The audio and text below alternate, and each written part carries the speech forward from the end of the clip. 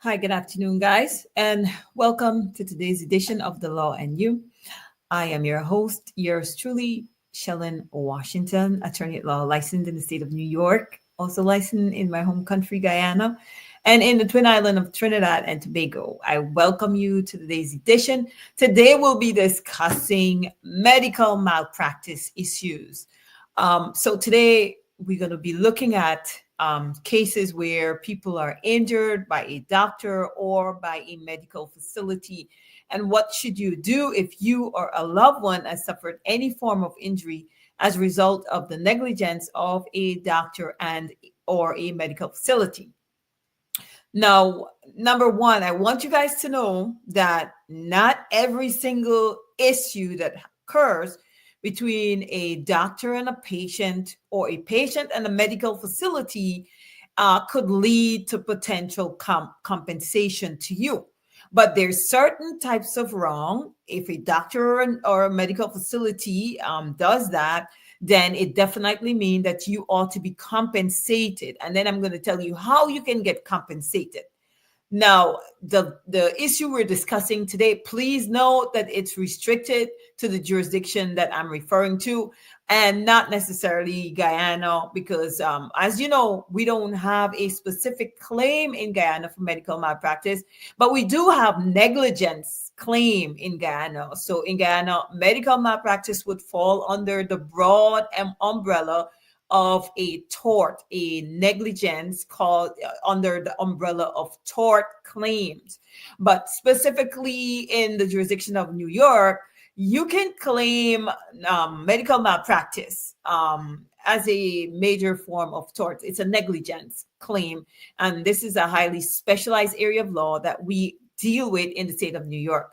Now, let's say you're visiting a doctor and let's say you're going to a specialist for something very specific. Let's say that you believe that, your primary care doctor refer you to a specialized doctor because let's say you develop a mold on your skin and you don't know what the mold is. And your primary care doctor has run tests. They've looked at it and they said, you know what, we're going to refer you to a specialist, a skin doctor who specialize in detecting and diagnosing anything as it relates to the skin, including skin cancer. And your primary care physician sends you to that doctor who is specialized in dealing with this area of law. This area of medicine. You go to the specialist examines you, runs certain tests on you, and then at the end of the examination, the specialist determines that you're fine, you're perfectly healthy, and there's nothing else that they can do for you. They give you a clean bill of health and they told you you can go about your life. You go about your life and later on, in about a month or so, your skin start becoming worse and worse and worse to the point where it is affecting your daily life. It's affecting your quality of life. Then you develop pain in the skin and it starts to cause other issues and prevents you eventually from being able to go to work. Then at that point, you go back to your primary care physician. Your primary care doctor says, okay, I'm going to have to send you back to another skin doctor, or you can go back to the same one. You go back to the same skincare doctor who already examined you. That doctor, again, tells you there's nothing wrong and there's nothing further they can do for you. But you realizing that there's something seriously wrong with you, decided that you want to get a second opinion, which is something that you should always do every time you have an issue and nobody could determine what is wrong with you. So you decide to go look for another doctor, maybe under your insurance or based on the referral of your own doctor. You go to the new doctor runs some tests, and the new doctor determines that you have skin cancer. At that point, when you recognize that you had this this condition the entire time, it means that you may possibly have a claim against the first skin doctor that you went to. Now, the current skin doctor did all the examination and they determined that you had already started developing this condition even before you went to the specialized skin doctor, the dermatologist, whoever that doctor was the first time. And they've determined that because that doctor failed to recognize and diagnose you in time, your issue has gotten worse. And instead of it being like a stage 1 that it was at the time when you saw that doctor, it's now at the stage 4. And it is possible that you may not live. At that point, you may have a claim against that dermatologist. The law allows you to sue somebody who specializes in the area of medicine, but the person failed to detect and to determine you had a medical condition at the appropriate time. They failed to interpret the test properly, or they failed to run the proper test to make a proper diagnosis of your condition. So they failed to diagnose you. And then if they fail to diagnose you as a result of that failure, your condition has gotten worse. And therefore, you need medical treatment now. You need to either take whatever form of advanced treatment that you can get for that condition. Now you're put to that cost to get that done. And maybe it's expensive, or maybe it's something that you can't do.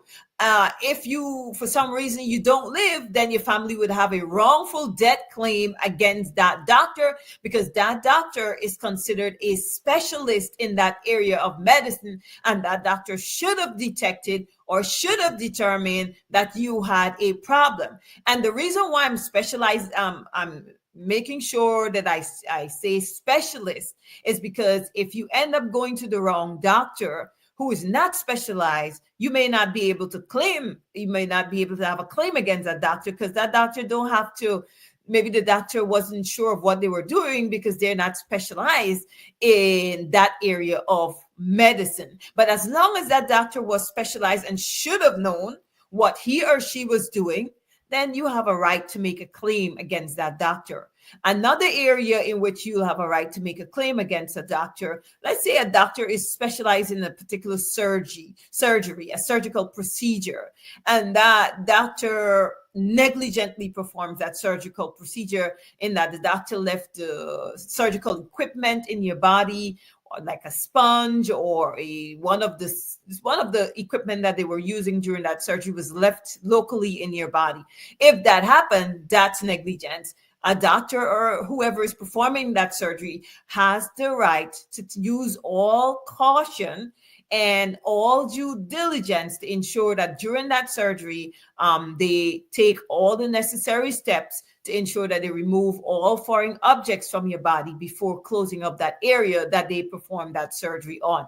The other thing is, if you, let's say you have an injury to your left hand and the doctor does the surgery on the right instead of the left, again, that's negligence. That's battery, as a matter of fact, because you never consented to the doctor performing the surgery on the wrong hand. You had an injury to the left hand, and that's where the doctor or whoever is performing the surgery is required to perform that surgery, not on the hand that is perfectly normal and healthy. Otherwise, that would be negligence. It would be battery, and you would have a right to file a claim. And sometimes in some cases it might be failure to obtain the client's or the patient's informed consent if they're performing a surgery on the wrong side of the body other than the side you consented to having that surgery performed on. So these are all instances where you can file a claim against the doctor or the medical facility that performed that surgery on your body.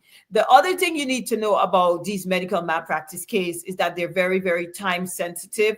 Medical malpractice case, if you know that you were injured as a result of a doctor or a medical facility, it's best if you take steps immediately to consult an attorney and make sure you get the lawsuit filed within the right statutory time.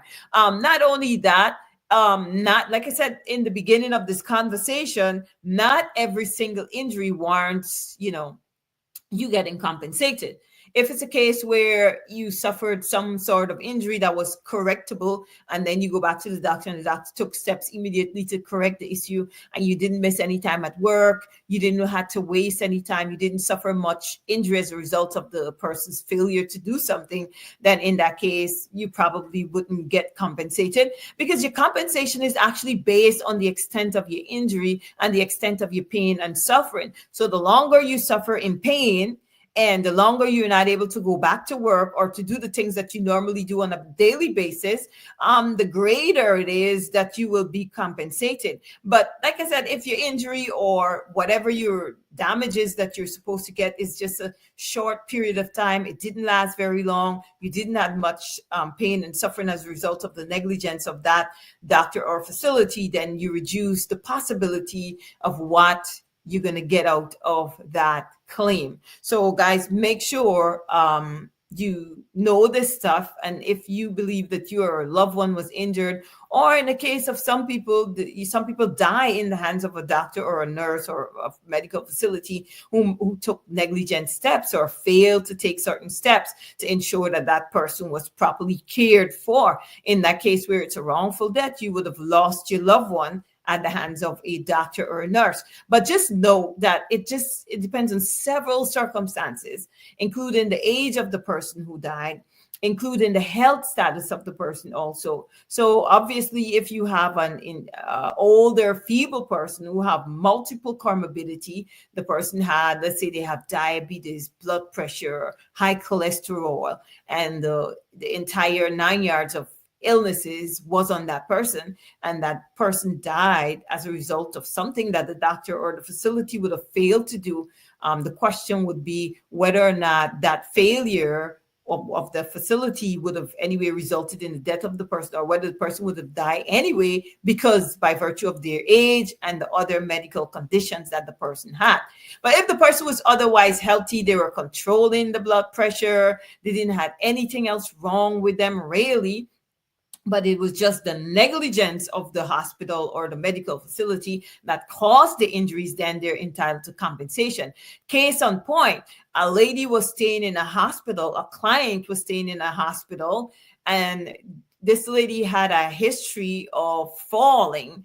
She was disoriented. She was, of course, elderly, but she didn't have much going on with her health-wise, other than her blood pressure, which was well controlled. She was otherwise fine. The hospital left the woman sitting in a wheelchair with no restraint, and the patient got up or attempted to get up out of the chair. She was not attended to. She was not well attended to. No one paid attention to her. They knew that she was not mobile. The doctor made certain comments to the deceased, telling the deceased that she needs to try harder to walk, because she went into the hospital walking. She was fine. She was healthy. But as a result of some negligence that the hospital did, the client developed some sort of perforation to the intestine, and the perforation resulted in a rupture in the intestine because of the negligence of the hospital. Then they rushed to do emergency surgery. After the emergency surgery was done, the client, which was at the time she was a little bit 71 or 72, she wasn't that advanced in age, she lost her equilibrium. She couldn't balance herself no more, so she couldn't be mobile after that surgery. I'm not sure how that happens, how a surgery takes a person's balance off, but she was no longer able to balance herself, so she couldn't stand. The hospital, knowing these facts, left the woman sitting in a wheelchair unattended with no restraint whatsoever. The woman attempted to get up, fell on her face, broke her nose, she bled through it. And then at the end of the entire thing, she just deteriorated after that fatal fall, and then she died. In a case like that, if you have a loved one who something of that sort happened to, you're definitely, or the estate, because in this case, the woman definitely died. In that case, her estate is entitled to compensation. And I'm going to tell you this, if you have a loved one who died and you believe you have a wrongful death claim against a medical facility or a doctor, just note you want to be within the statutory period, the statute of limitations. And number one, you need to apply for letters of administration, because if that person dies, intestate or testate, let's say they die leaving a will, whoever is going to be the executor need to rush to file with the probate court to obtain letters of testamentary, or in a case where the person left no will, it's going to be letters of administration. You have to rush in time to get that done, because if you fail to do that, nobody will have authorization to bring that claim on behalf of the estate. Remember, it's the estate's claim.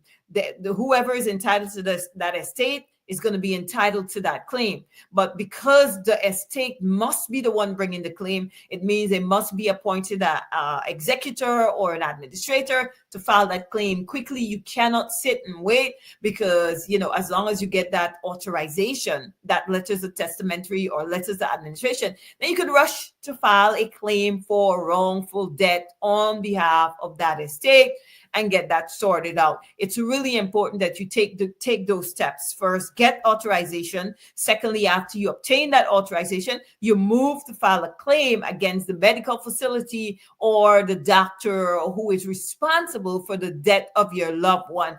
And just keep in mind, I want you to bear in mind that in a case where you're filing a wrongful death claim, now you've got to be familiar with all of the facts and the circumstances surrounding the death of your loved one, because you're going to be whoever it is, the family, the relatives who took care of that person, who visited them at the hospital. They're the one who's going to testify, in addition to the doctors who are going to be the expert witnesses on behalf of that estate. The star test or the star witness in a case like this is obviously going to be considered the expert witness. So your expert witness is likely to be the expert doctor who's going to testify on behalf of the plaintiff, who is the estate of the deceased person. Okay, so bear that in mind. Medical malpractice is one of the most expensive areas of law, because number one, you must, from the jump, from the go, you got to establish that the hospital was negligent. And how do you establish that? That is established through what is called an expert witness. That's another doctor with the same specialty must swear to an affidavit saying that they reviewed the file and they know that the doctor failed to comply with the requisite standard of care. Now, guys, I want to remind you that today's edition of The Law and You is brought to you by the Washington Law Firm, which I'm the owner and founder of, and my firm is located at 455 Utica Avenue in Brooklyn, New York. Bear in mind, guys, we're specialized in medical malpractice. We specialize in other areas of tort, landlord and tenant, and divorces. Divorces are also one of our second biggest area that we practice, in addition, apart from tort and medical malpractice, guys. So if you need any of those types of representation, don't forget the number is on the screen, 718-877-3100. I encourage you to share the live, press the like button, and support us in whatever way. We appreciate you. I appreciate all of those of you who've been from time to time watching the show, clicking the like button and pressing the share button. Guys, if you don't share, the right audience will not be able to get the message. So I appreciate all those of you who continuously share and support Washington Law Firm. We are one of a very small amount of Caribbean-owned firms in the state of New York, in Brooklyn. So I encourage you to continue to support and press the like button. Thank you so much, guys. Today's edition was only meant to be a short edition today. Usually it's a half an hour show, but today, because I'm speaking about medical malpractice, guys, I'm not going to go to the full 30 minutes today. There's just a few areas in medical malpractice, or a few issues that I wanted to highlight to the public, so you will know that if you suffered at the hands of a doctor or a medical facility, you need to take steps now to either sue that doctor, sue that hospital while you're within the statutory period. And just note, as I told you before, not every wrong is a compensatable wrong. So there's times when we've reviewed files from patients, just know that we always have to refer the files to a doctor. A doctor has to look at the file and tell us whether or not there's negligence. In the case of a bed sore or anything involving like a fall in a nursing home, those are usually nurses. So we'll have to get a nurse who is specialized in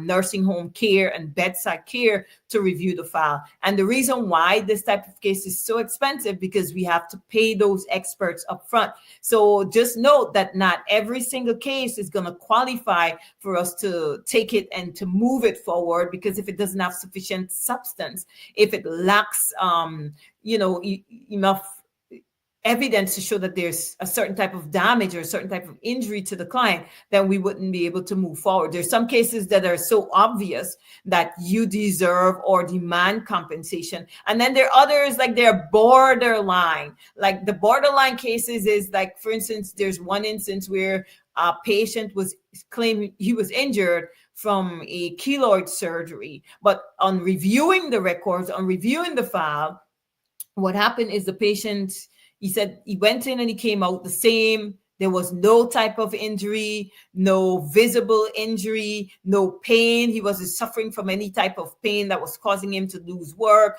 or to suffer much or any form of damages. And just note that every single claim is quantifiable in damages. So if there's no damages, there can be no claim. There always must be some form of damage in order for you to establish your claim against anyone, guys. Okay, so just bear that in mind. Anytime you want to move forward with a medical malpractice claim, just know that it has to be quantifiable in damages.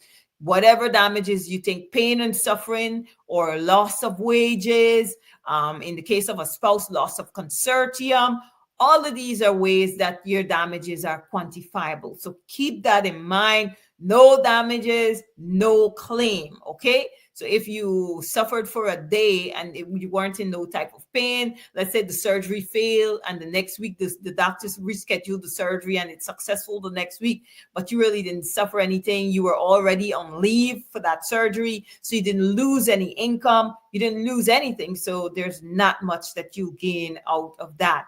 Okay. And then there's the other types, the flip side of that, where people suffer tremendous pain and suffering, and they will never be able to do the things that they did before the injury. In that case, that person is probably going to qualify for a large lump sum amount of damages because they're likely to need medical care for the rest of their life, and they likely will not be able to work for the rest of their life. So that's why the lost wages claim is always important in medical malpractice cases.